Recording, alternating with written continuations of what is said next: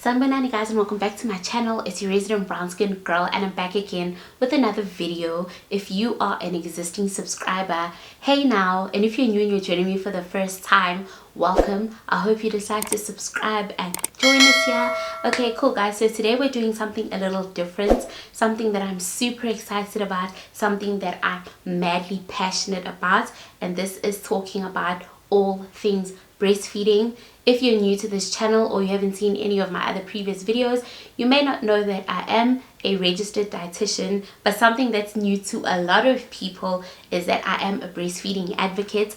I am so passionate about breastfeeding, and I've made sure to inform myself, go through trainings so that I am able to assist you. So today, since we are in the month of August, and for those that don't know, from the 1st till the 7th of August, it is breastfeeding week, and the theme for this year is breastfeeding, a shared responsibility. So the core of this year's theme is that breastfeeding is something that we can all get involved in. It's not just for the mother that's breastfeeding, but she needs a lot of support, which means that if we all get involved, then it will mean that she will have a successful, joyful breastfeeding experience. So anyway, what are we doing today? So for breastfeeding week, I thought we could talk about some common myths and misconceptions when it comes to breastfeeding. I actually did a poll on my Instagram as well on my WhatsApp.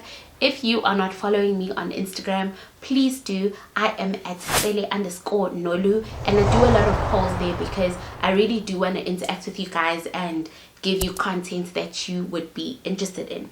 So I asked a lot of people to ask me questions about breastfeeding, maybe some things that they've heard and they want to know, is it true, or some questions that they have regarding breastfeeding. So without wasting any more time, let's get straight. So the first question that I got was, what's the difference? What's the big deal with breastfeeding anyway?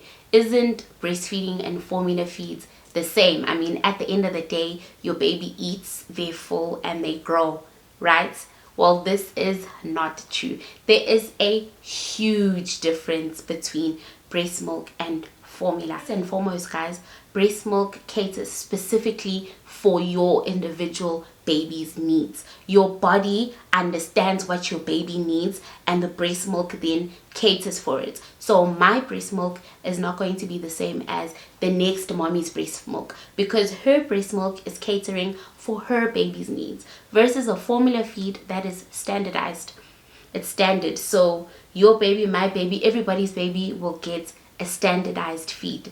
The second thing that we need to know about breastfeeding is that it contains antibodies, and these help to protect your baby against any illnesses, versus formula feeds, which actually could do the opposite because they contain pathogens, and it's clearly stated on your tin, this product is not sterile, which means it could contain pathogens that could harm your baby. Another thing that is a fact about breastfeeding is that it develops your baby cognitively, and research has shown that breastfed babies performed better in intelligence tests. Another thing that's really cool is that babies that are breastfed are less likely to be overweight, also less prone to chronic diseases such as diabetes later on in their life. And another thing that's really great about breastfeeding is that women who breastfeed have a reduced risk of developing ovarian and breast cancer. Another challenge that I heard from a lot of people that were asking me questions is that within the household, it may be granny or it may be your mom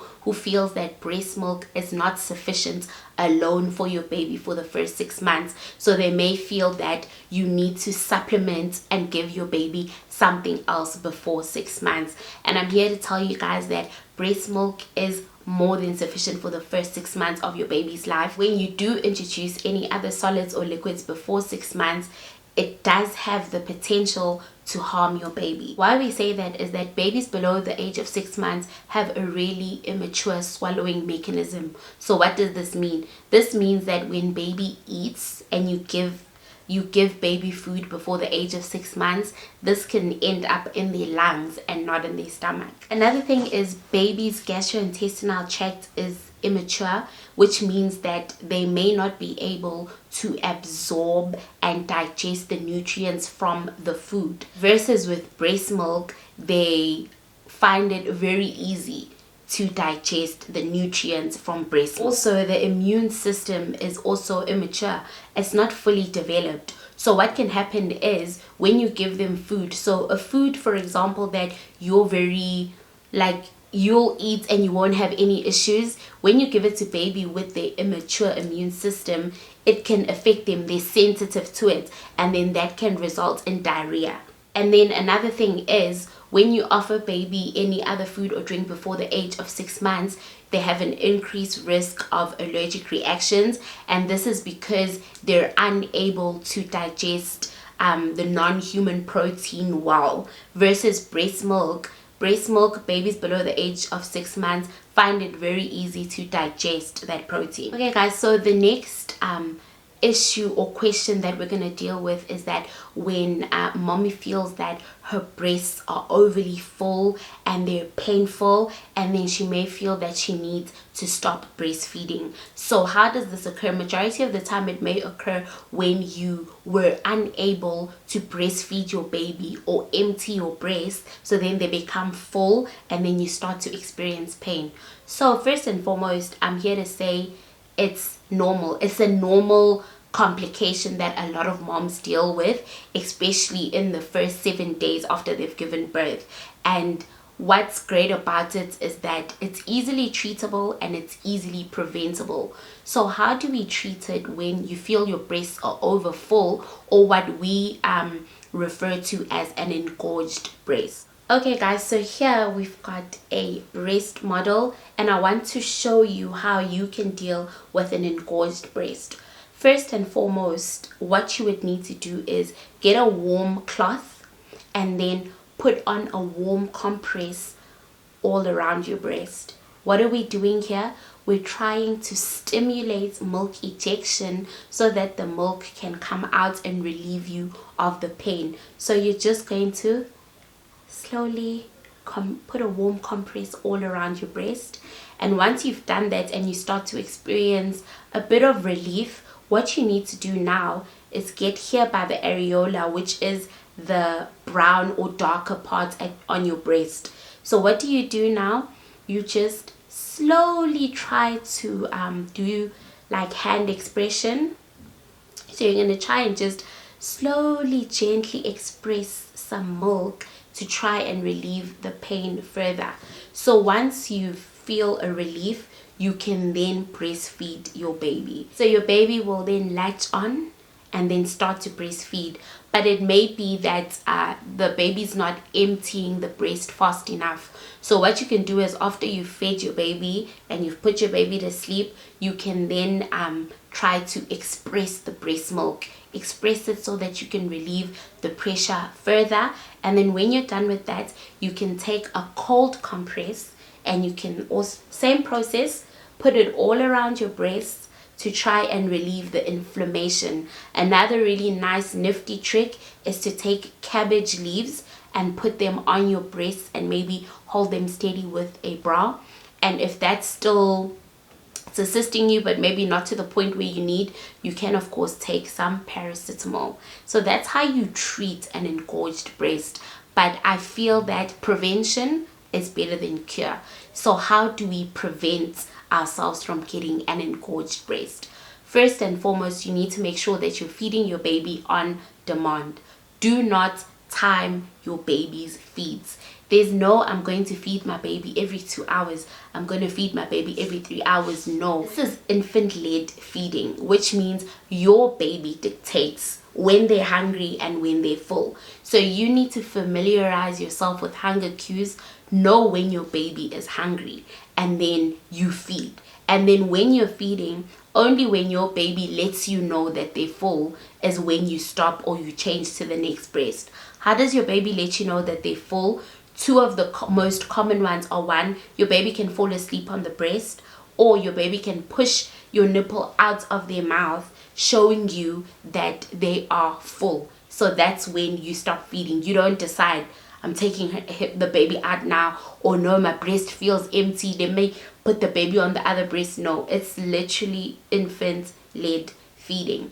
Another thing is to not time your feeds. So similar to what I said in that you keep your baby on the same breast until they let you know that they've had enough. Another thing that can assist you to avoid an engorged breast is mixed feeding. So this is when you offer your baby breast milk and something else, like below the age of 6 months, obviously, because what happens is your baby then becomes full from whatever it is, that alternative feed that you've given. So now when you try to offer the breast, they're not going to breastfeed effectively because they're still full, which means that the milk is going to build up in your breast. So if you avoid mixed feeding, you will then be able to breastfeed on demand, and then that will empty your breasts accordingly. Another thing is, of course, if you have a family member that's struggling with an engorged breast, encourage them to seek help from a healthcare worker. We're able to sit the mom down and observe her feeding, observe her position, observe how the baby is attaching to the breast, because that could also be the issue. If the baby's incorrectly attached and the breast milk, like you as mommy, you think baby's breastfeeding, but you may find that the milk isn't coming out, which means the milk will then build up in your breast and you can still end up with an engorged breast. So correct positioning and attachment is also really important. Another question or concern that I received is it possible to not have enough milk? Because a lot of our mommies feel that they don't have enough milk, and then they feel that they're just going to stop breastfeeding, or they're going to supplement with another feed. So I'm here to speak on that. Is it possible to not have enough milk? So guys, it is possible, but one thing I can tell you is it's very, very rare. I deal with a lot of mothers on my day-to-day work. So a mom will say to me she feels that she doesn't have enough milk, but when we really explore the issue, we find out that she does have enough milk. First and foremost, how does she know? Sometimes you feel that your breasts are empty, but your child is getting sufficient breast milk. So one thing we can do is check your baby's weight. If your baby came last month and they were, let's say, 5 kgs, and then now you're here saying they're not getting enough milk, and then we weigh your baby and we find that your baby's, for example, 7 kgs, your baby's gaining weight effectively, which means they are getting enough breast milk. Because if they weren't getting enough breast milk, your baby would either be losing weight or the weight would be stagnant. So that's the first thing that we need to look at. Another thing that we need to look at is counseling the mom on supply and demand.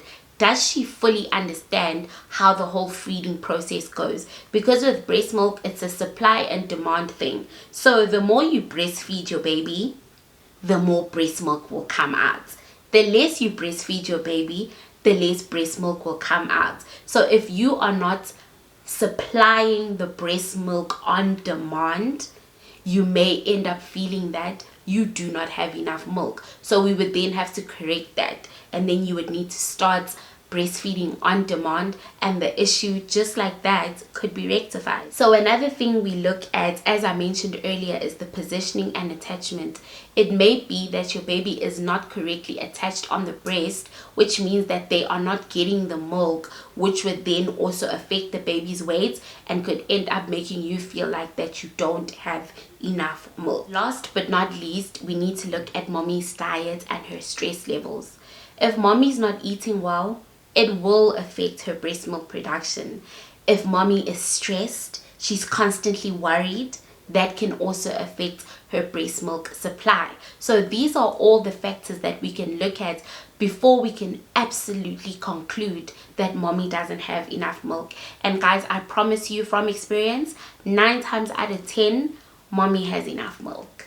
Another issue that is very practical for us and very relevant for us right now is, if I have COVID, can I breastfeed? Because a lot of mommies feel that if they have COVID, they cannot breastfeed. So what is the truth? Guys, if you have COVID, you can definitely breastfeed. There is no scientific evidence that shows that COVID can be transferred from mom to baby via the breast milk. So you can absolutely breastfeed, and in fact the breast milk becomes a protection for baby, because you remember how we discussed earlier on that breast milk has antibodies that help your baby fight illnesses and disease. So it means that when you're breastfeeding your baby, you're strengthening their immune system, which helps them to be able to fight any potential infection or disease that may come afterwards. But what do you need to do? Of course, when you're breastfeeding, you need to take all the necessary precautions. So one, make sure that your hands are clean. Wash them thoroughly with warm soapy water. Ensure that you're wearing a clean mask every time you feed or you play with baby. Really try to avoid fiddling with your mask during the breastfeed, because you might fiddle with your mask and then next thing you're touching baby. And then ensure that your surfaces are thoroughly cleaned, so that if you ever have any contact with them, you're having contact with a clean surface.